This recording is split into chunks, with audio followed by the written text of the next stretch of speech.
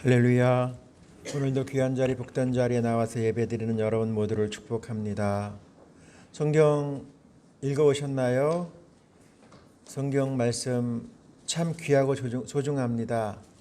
오늘 우리는 1년 동안 성경 읽기 표에 따라서 성경 읽어왔습니다.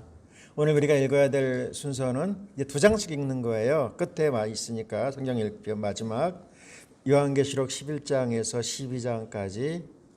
요한계시록 10장까지 읽어오셨나요? 어때요 여러분? 요한계시록 어렵죠? 사실 누군가가 가르쳐주지 아니하면 되게 계시의 말씀이기 때문에 어렵습니다. 그럼에도 불구하고 여러분 잘 읽어오신 줄로 믿습니다. 오늘 우리가 이제 송년주일 예배 앞에 순서에 따른 말씀 요한계시록 11장 사실 1절과 2절 말씀만 함께 나누려고 합니다. 이 말씀을 중심으로 해서 측량하라 하십니다.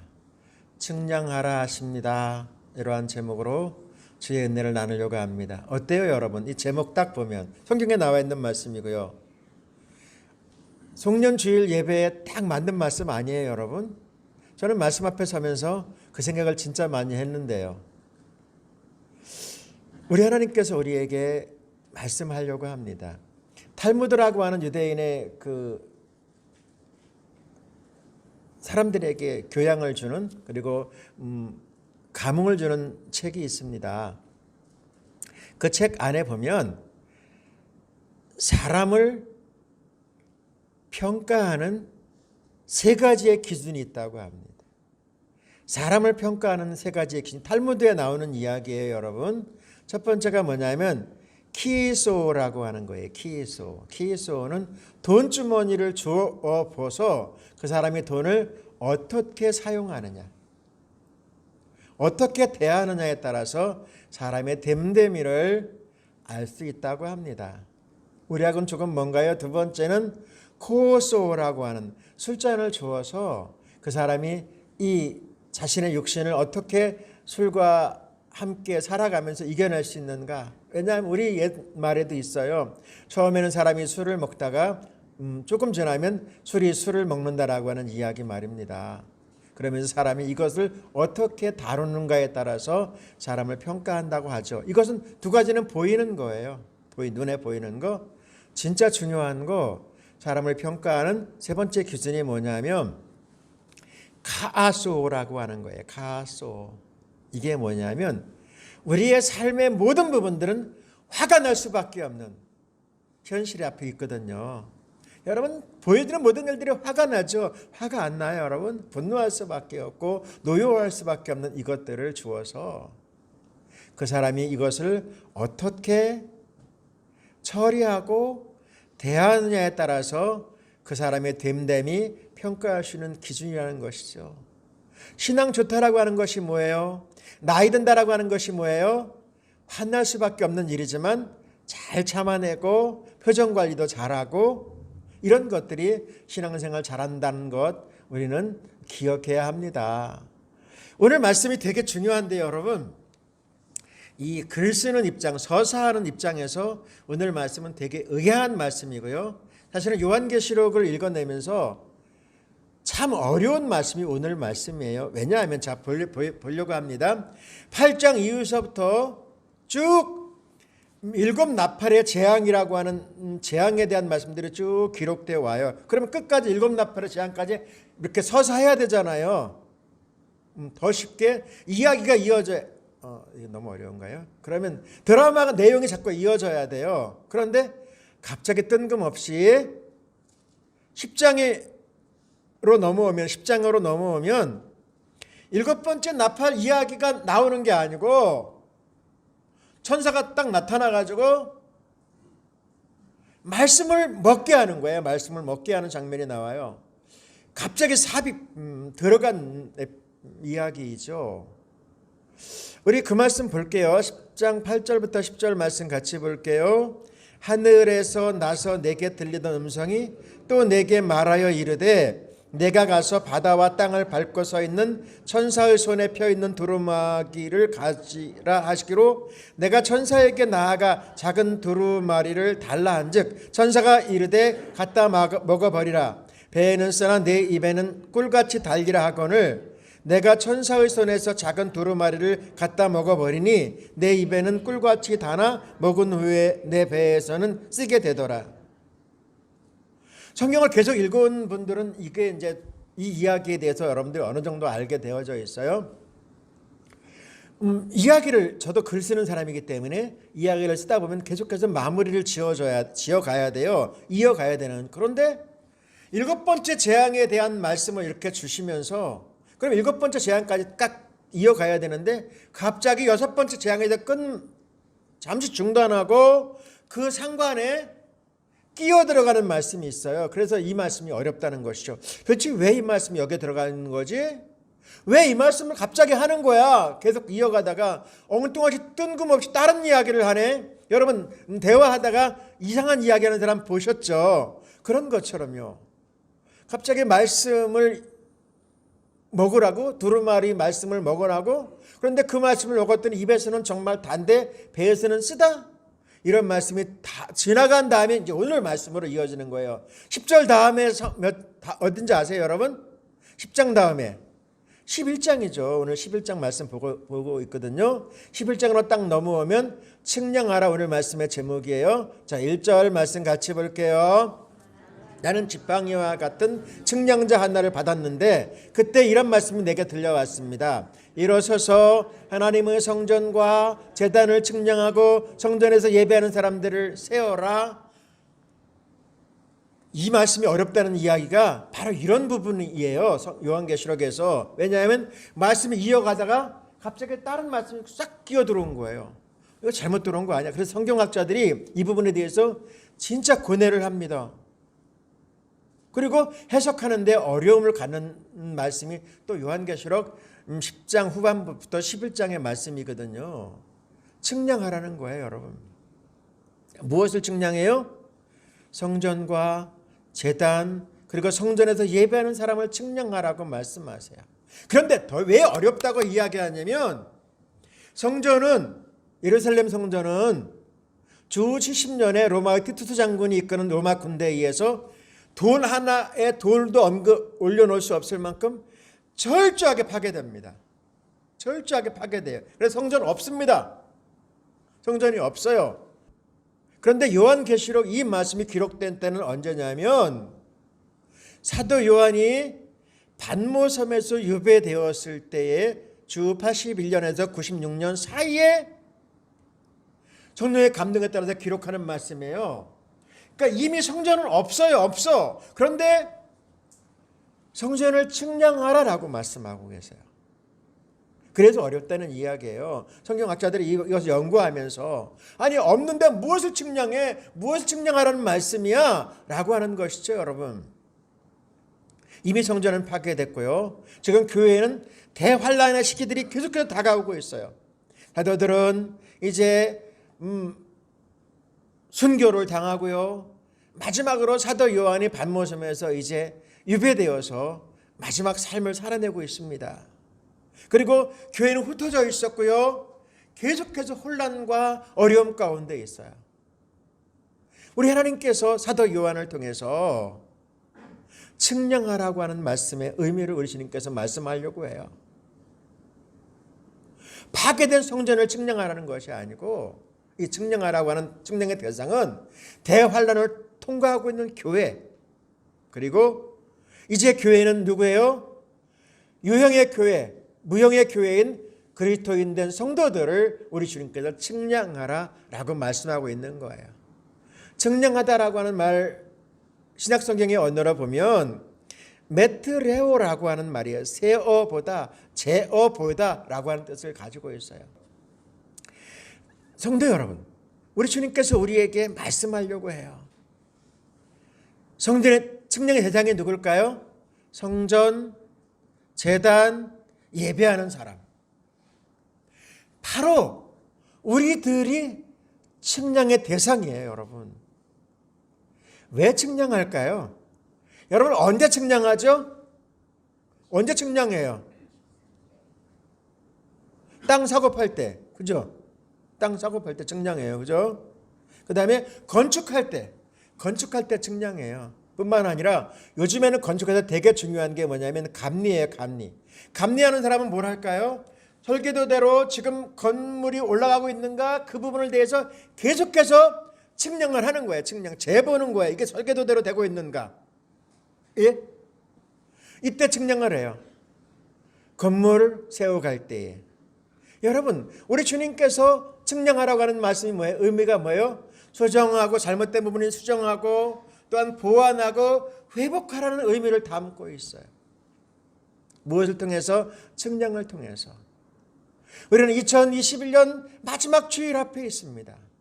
여러분, 우리 자신의 모습, 신앙의 모습, 영적인 모습을 어떻게 해야 될까요? 한번 우리 자신들이 측량을 해보아야 돼요. 기업이나 또한 단체는요, 공직사회는요, 이 연말 되면 되게 바빠요. 왜냐하면 연말 결산을 해야 되기 때문에 그런 거예요. 우리 자신도, 우리 각자도 말씀의 거울에 비춰진 나의 모습, 나의 신앙의 모습들을 한번 점검하면서 측량할 수 있기를 소원합니다. 그런데 오늘 말씀이 어려운 이유, 또 말씀 안에 들어가보면 좀 이해 안 되는 부분이 뭐냐면 측량하래 놓고 측량하지 않고 그냥 내버려 두는 곳이 있다는 거예요. 무슨 뜻인지 아세요? 여러분, 오늘 말씀의 내용이요. 2절 말씀 같이 볼게요. 성전 바깥 마당은 측량하지 말고 그냥 둬라. 이것은 이방인에게 주었은즉 그들이 거룩한 성을 42달 동안 짓밟으리라. 여러분, 성전 바깥들이라고 해가지고 성전은 아닌 건 아닙니다. 여러분, 성전의 모형 안에 우리 성지순례 가보신 분은 알 거예요. 성전은 여러 가지의 뜰이 있어요. 여인의 뜰, 그다음에 이방인의 뜰, 그것도 다 성전이에요. 그런데 성전 바깥 마당은 측량하지 말고 그냥 내버려 두라는 거예요. 그럼 성전 바깥 마당은 뭐 하는 것인가? 이방인들이 마음대로 들어올 수 있는 곳이죠.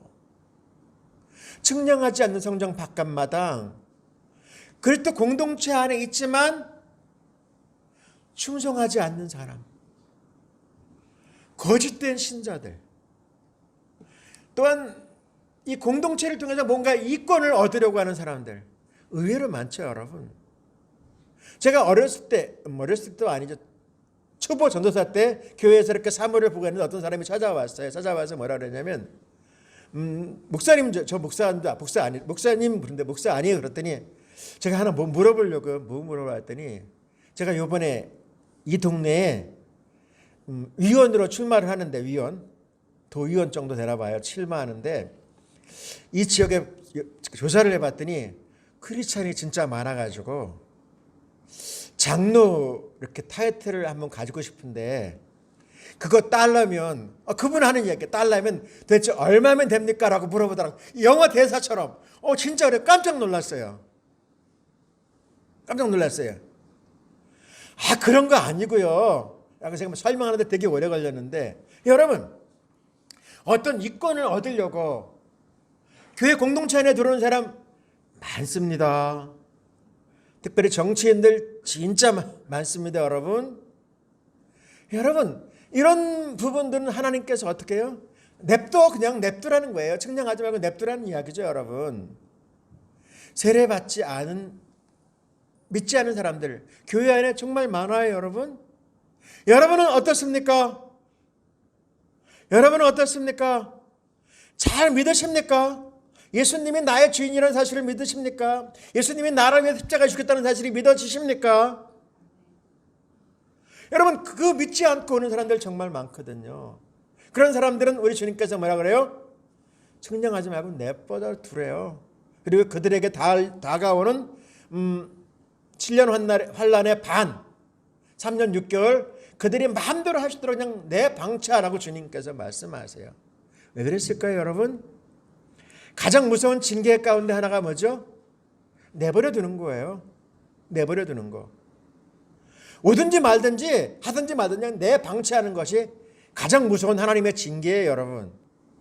우리 주님께서 우리에게 말씀하려고 해요. 오늘 말씀의 제목이 뭐라고요? 제목은 꼭 알고 가세요. 12월 마지막 주 예배 가운데 주시는 말씀이 측량하라고 말씀하세요. 측량하라. 여러분, 우리 앞에 다가오는 영적인 도전들을 아십니까? 영적인 도전들 말입니다. 앞으로는 여러분 핍박과 환난과 시련 때문에 교회를 오고 안 오고가 아닙니다. 여러분 이제는 영적인 도전 가운데 신앙생활에 대한 혼란과 어려움 가운데 있기 때문에 우리들은 신앙생활하는 것이 굉장히 어려워집니다. 세상이 얼마나 빨리 변하는지 아시죠? 5G 들어는 보셨어요? 모든 전자제품을 하나로 네트워크로 연결한다라고 하는 의미를 담고 있는 것이 5G예요. 6G는 뭔지 아세요, 여러분? 이제 공간을 초월해서 바닷속까지 우주 공간까지 연결하겠다라고 하는 거예요. 빠른 속도로. 거기에다가 메타버스, 가상이 현실로 되어져서 그 안에서 이제 살아가겠다라고 하는 현실 속에, 가상 현실 속에 살겠다라고 하는 것이 우리 앞에 다가오는 세상의 모습이에요. 교회, 신앙인들 어떻게 처신해야 될지 정말로 완전히 헷갈리는 그런 것들이 이미 우리 몸 안에, 우리 안에 와 있어요, 여러분. 뭔 이야기? 이 우리 시골교회, 우리 교회 안에도 마찬가지예요. 여러분, 이 속에서 우리가 살아가고 있습니다. 특별히 예배당에 와서 예배하는 것, 이것에 대한 도전이 지난 2년 동안 코로나로 인하여서 엄청나게 우리를 휘몰아가고 있습니다. 여러분, 이 영적인 도전을 우리가 어떻게 해야 될까요? 환난과 영적인 혼돈 말입니다. 교회 당겨 마라, 이런 것에 대한 강압적인 것이 절대로 아닙니다. 사단과 마귀는 우리에게 유혹할 것입니다. 교회 잘 다녀야 돼, 당겨야 돼, 믿어야 돼라고 이야기합니다. 그래서 어떻게 우리가 신앙생활을 해나갈까요, 여러분? 믿음을 지켜내지 못하게 하는 사단의 음모들 끊임없이 우리 주위에, 우리 안에까지 다가와서 우리를 흔들고 있거든요. 이것이 오늘의 현실이고 2021년을 마감하는 우리 앞에 당면한 문제거든요, 여러분. 근데 가장 큰 어려움이 뭔지 아세요? 진짜 가장 큰 어려움이 뭔지 아세요? 이게 참인지 거짓인지, 이게 진리인지 비진리인지 분별하기 힘들다는 거예요.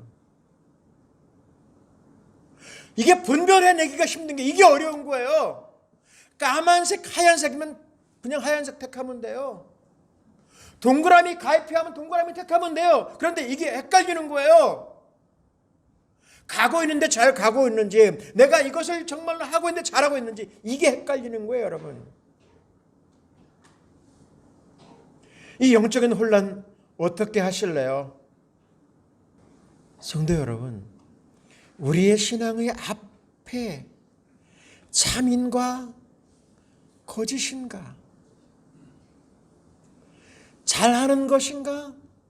이런 부분들이 완전히 혼돈 가운데로 빠져가는 우리의 현실 앞에 있습니다. 그런데 주님께서 이런 우리들에게 측량하라고 말씀하고 있습니다.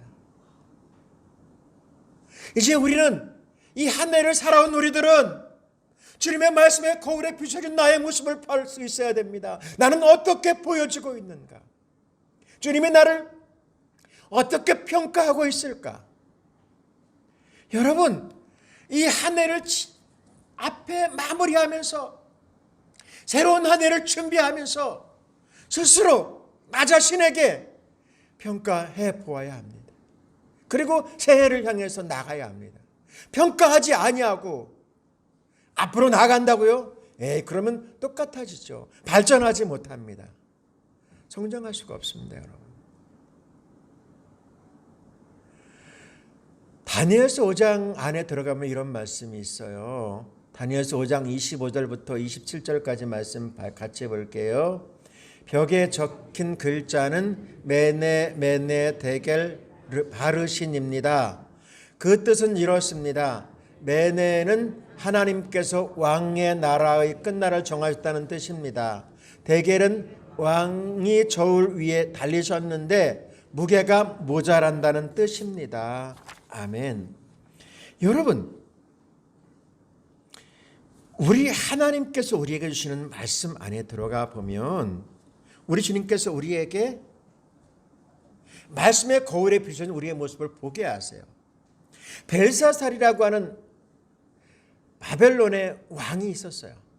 이 벨사살 왕은 정말 굉장히 악한 왕이었어요. 악한 왕. 예루살렘 성전에서 뜯어온 그 여러 가지의 기물들을 막 가지고선 막 잔치를 벌이고 흥청만청하고 있었던 그때에 갑자기 벽에 손이 하나 나타나서 글을 쓰는 거예요. 그 글을 이렇게 본 그 왕이 술에 취했지만 깜짝 놀라서 저 글의 뜻이 무엇인가를 사람들에게 물어보았어요. 아무도 그것을 푸는 사람이 없었는데 다니엘 선지자가 와서 그 글을 풀어주는 내용이 바로 이 말씀이에요. 왕이시여, 왕의 세상은 이제 끝났습니다. 무슨 소리야? 끝났다니까요. 역사의 주관자는 당신이 아니고 하나님이십니다. 그리고 당신도 이제 끝입니다. 왜 끝일까요? 하나님이 당신을 저울에 달아봤는데 모자랐습니다. 이게 여러분 굉장히 엄청난 말이에요. 하나님이 우리를 평가했을 때에 통과하지 못했다는 이야기. 우리 모두는 먼 시간이 아니고 어느 날 갑자기 주님이 우리를 불러 세울 날이 있다는 것이죠. 그리고 우리를 평가할 날이 있다는 거예요. 제가 여러 차례 말씀드렸지만 제가 이 교회에 오게 된 가장 결정적인 이유는 정말 앞만 보고선 진짜 달려왔습니다. 그런데 어느 순간에 저의 가장 좋아하고 함께했던 친구가 그냥 주님 앞에 가는 거예요. 함께했던 동료들이 그 해에 여러 명이 주님 앞으로 가는 모습을 보았어요. 얼마나 충격이었냐면 가을 노예 때 이렇게 만나서 대화했었는데 그 주간에 주님의 부름을 받았다는 거예요. 그 충격 속에서 저는 생각했습니다. 정말 내가 앞만 보고 이렇게 무언가 잡으려고 달려왔는데 내가 주님 앞에 섰을 때 나는 무엇을 내놓을 수 있을까? 가슴이 덜컥 내려앉았어요. 성도 여러분, 우리는 한 해를 마감하고 있습니다. 말씀의 거울에 비춰진 우리의 모습, 하나님이 우리를 어떻게 평가할까? 우리의 무게는 모자란 것은 아닌가? 한번 점검해 보아야 합니다. 무엇을요? 나는 신앙인의 자세를 유지하고 있나? 여러분은 어때요? 신앙의 자세를 유지하고 있습니까? 맞아요? 예수 믿는 사람 맞습니까? 어때요, 여러분? 우리 주님이 이렇게 말씀하려고 하거든요. 마태복음 5장 13절의 말씀입니다. 너희는 세상의 소금이니 소금이 만일 그 맛을 잃으면 무엇으로 짜게 하리요? 후에는 아무 쓸데 없어 다만 밖에 버려져 사람에게 밟힐 뿐이니라. 아멘. 우리가 신앙의 자세를 잃어버리는 순간 어떻게 한다고요? 밖에 버려져 사람들에게 밟힐 뿐이라. 측량하지 않고 내버려둔 그 성전 바깥 마당에 그 온갖 혼란이 3년 반 동안 이어지는 그 말씀. 우리들 자신들이 이 시대에 하나님의 사람으로 정말로 신앙의 자세를 유지하지 못하면, 근데 신앙의 자세를 유지한다는 것이 뭘까요, 여러분? 뭘까요? 교회 잘 다니는 걸까요? 뭐예요, 여러분? 우리 주님이 말씀하려고 하거든요. 믿음으로 살아왔는가라고 하는 부분 앞으로 한 번 더 나가 보십시다. 여러분, 믿음으로 살아오셨습니까? 지난 한 해? 진짜예요? 믿음으로 잘 살아오셨나요? 어때요, 여러분? 왜요? 주님이 우리를 부르는 그 순간에 우리에게 이렇게 말씀할 거거든요. 누가복음 18장 8절이요. 내가 너희에게 이르노니 속히 그 원한을 풀어주시라. 그러나 인자가 올 때에 세상에서 믿음을 보겠느냐 하시니라. 우리 주님이 저와 여러분에게 평가의 기준이 뭐예요? 믿음을 보겠느냐라고 하는 것이죠. 그러면 신앙의 자세를 잘 유지하고 믿음으로 잘 산다라고 하는 그 기준은 뭘까요? 기준. 평가의 기준은 뭘까요, 여러분? 오늘 말씀의 제목, 오늘 말씀의 제목이에요. 꼭 알고 가세요. 오늘 말씀의 제목이 뭐라고요? 측량하라예요, 측량. 측량은 언제 한다고요? 보통 일반적으로 땅 사고 팔 때, 땅을 분할할 때, 건물을 지을 때, 건물을 복구할 때, 회복할 때, 그때 측량하죠. 근데 여러분, 측량에는 중요한 게 있어요. 아무거나 말뚝 박고 정대로 측량하지 않습니다. 측량에는 기준점이 있어요. 기준점. 우리나라에는 여러분, 우리나라의 측량의 기준점이 38,235개 국토지리원에서 딱 나타난 거예요. 그래서 이렇게 막 측량할 때 아무데나 측량하지 않아요. 보면 기준점부터 시작해요. 기준점. 우리나라 전국토에 38,235개의 측량의 기준점이 있습니다. 거기서부터 시작해요. 그래서 그 기준점에 맞춰서 이제 도면을 보고 측량을 딱딱딱딱 분류를 해요.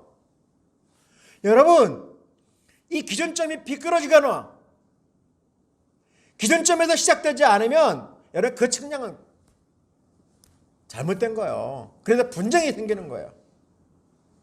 기준점이 옮겨지면 이건 여러분 엄청난 싸움이 납니다. 기준점이 되게 중요해요.